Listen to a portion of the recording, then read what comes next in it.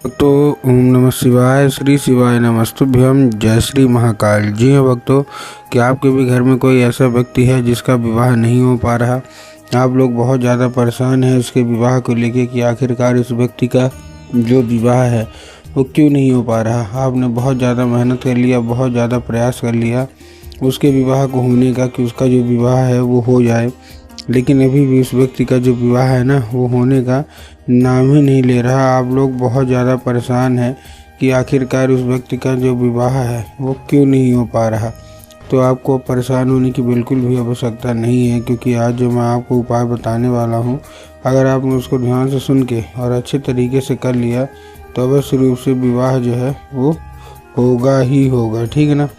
आपको क्या करना है, कैसे करना है, पूरा मैं बताने वाला हूँ। तो देखिए, जो हमारा सबसे पहला उपाय है, इस उपाय में आपको करना क्या है। सबसे पहले तो मैं आपको उपाय बताऊंगा ही बताऊंगा, लेकिन मैं आपको कुछ चीज़ें पहले बताना चाहूँगा। देखिए, आपको पता होगा कि पूज्य गुरुदेव की जो कथा होती है उसमें लाखों की मतलब क्या आती है, लाखों की भीड़ आती है। और जब गुरुदेव की कथा में लाखों की भीड़ आती है तो वहाँ ज़्यादातर जो भक्त होते हैं ना, वो क्या करते हैं, पत्र के द्वारा अपनी इच्छा और पत्र के द्वारा अपनी मनोकामना जो होती है वो गुरुदेव तक पहुंचाते हैं। तो अभी गुरुदेव की कथा चल रही थी, आज से 4 से 5 महीना पहले की बात है। गुरुदेव की कथा चल रही थी और गुरुदेव की कथा में लाखों की भीड़ आई। अब जब गुरुदेव की कथा में लाखों की भीड़ आई तो वहाँ ज़्यादातर जो भक्त थे उन्होंने क्या किया, पत्र के द्वारा अपनी इच्छा और पत्र के द्वारा अपनी मनोकामना जो है वो गुरुदेव तक पहुँचाई। अब जैसे ही गुरुदेव के पास पत्र पहुँचा और गुरुदेव ने पत्र पढ़ा तो वहाँ गुरुदेव ने देखा कि ज़्यादातर जो भक्त हैं उनकी क्या है, केवल एक ही इच्छा और एक ही मनोकामना है, क्या कि गुरुदेव हमारे घर का एक मतलब व्यक्ति है, किसी का लड़का है, किसी का लड़की, इसका विवाह नहीं हो पा रहा। हम लोग बहुत ज़्यादा परेशान हैं कि इसका विवाह हो जाए, लेकिन अभी भी, ठीक है ना, उसका जो विवाह है वो नहीं हो पा रहा। कृपया करके कोई उपाय बता दें ताकि हमारे बच्चे का जो विवाह है वो अच्छे तरीके से हो जाए। हम लोग बहुत ज़्यादा परेशान हैं। हमने क्या कुछ नहीं किया, बहुत ज़्यादा पंडितों को दिखाया, बहुत ज़्यादा कुंडली मिलवाई, हर एक चीज़ कर लिया, लेकिन अभी भी विवाह होने का नाम ही नहीं ले रहा। कृपया करके कोई उपाय बता दें। अब जब गुरुदेव ने ये देखा तब गुरुदेव ने 2 से 3 उपाय बताए और कहा, केवल और केवल ये उपाय कर लेना। तुम्हारे घर का जो कोई भी व्यक्ति है, जो कोई भी सदस्य है जिसका भी विवाह नहीं हो पा रहा, अवश्य रूप से उसका जो विवाह है वो होगा ही होगा। अब जैसे ही गुरुदेव ने ये उपाय बताया तो लोगों ने जा जाके इस उपाय को घर में करना शुरू कर दिया। अब जैसे ही गुरुदेव ने लोगों ने जा जाके इस उपाय को घर में करना शुरू कर दिया, वही लोग गुरुदेव की कथा में मात्र 1 से 1.5 महीने के बाद वापस आए।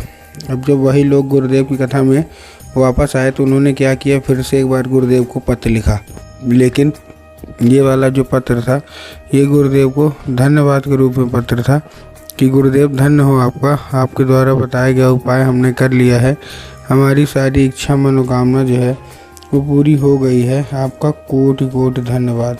तो देखिए, जो लोग भी मेरी आवाज़ अभी सुन रहे हैं ना, अगर आपको भी जानना है कि आखिर ऐसा कौन सा उपाय है जिसको करने मात्र से मनोकामना पूरी हो जाती है, तो चलिए हम बताते हैं आपको आज की इस वीडियो के माध्यम से कि आपको करना क्या है। तो देखिए, जो हमारा सबसे पहला उपाय है, इस उपाय में आपको लेना है 3 काली मिर्च और साथ में 1 धतूरा। क्या क्या लेना है, 3 काली मिर्च और साथ में 1 धतूरा। अब देखिए, काली मिर्च और काली तिल में ना बहुत सारे लोग कंफ्यूज होते हैं कि काली मिर्च क्या है, काली तिल क्या है, हमको थोड़ा साफ साफ बताओ। तब गुरुदेव ने साफ साफ बताया है कि आपको क्या लेना है, आपको लेना है केवल और केवल काली मिर्च और साथ में आपको लेना है 1 धतूरा। ठीक, ले लिए। लेने के बाद आपको करना क्या है, जैसे आपने लिया, लेने के बाद आपको अपने बच्चे के हाथ में दे के उसको भेज देना है कहाँ, सीधा शिव मंदिर। अब जैसे ही आपका बच्चा शिव मंदिर पहुँचेगा, शिव मंदिर पहुँचने के बाद आपको करना क्या है, जैसे ही बच्चा शिव मंदिर पहुँचे, शिव मंदिर पहुँचने के बाद उसको बोलिएगा कि दक्षिण दिशा में खड़ा हो जाए और उत्तर की ओर अपना चेहरा कर ले। अब देखिए, दक्षिण और उत्तर में ना बहुत सारे लोग कंफ्यूज भी होते हैं कि दक्षिण क्या है, उत्तर क्या है, हमको थोड़ा साफ साफ बताओ। तब गुरुदेव ने बताया है कि आप जिस भी शिव मंदिर जा रहे हैं उस शिव मंदिर का जिधर साइड जलाधारी होगा आपको अपना चेहरा उधर साइड करके खड़े हो जाना है। ठीक, खड़े हो गए।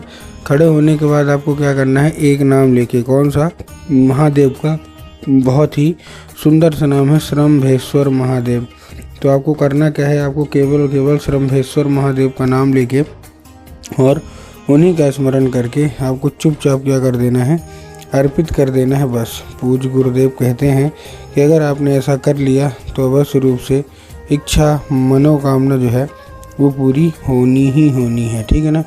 ये था कौन सा हमारा, ये था हमारा पहला उपाय। अब हम चलते हैं अपने दूसरे उपाय की ओर। अब देखिए जो हमारा दूसरा उपाय है, इस उपाय में आपको करना क्या है, सिंपल सा। जो हमारा दूसरा उपाय है, इस उपाय में सिंपल सा आपको एक काम करना है।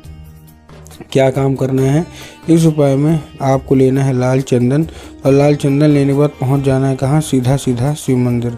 अब जैसे ही आप लाल चंदन लेने के बाद सीधा सीधा शिव मंदिर पहुंचेंगे, शिव मंदिर पहुंचने के बाद आपको एक चीज़ का ध्यान रखना है। क्या, शिव मंदिर पहुंचने के बाद आपको ये जो चंदन है ये और कहीं अर्पित नहीं करना है, ये आपको कहाँ अर्पित करना है, नंदी के ऊपर। नंदी के ऊपर कहाँ, देखिए नंदी का एक पैर होता है आगे का जो कि उठा हुआ होता है।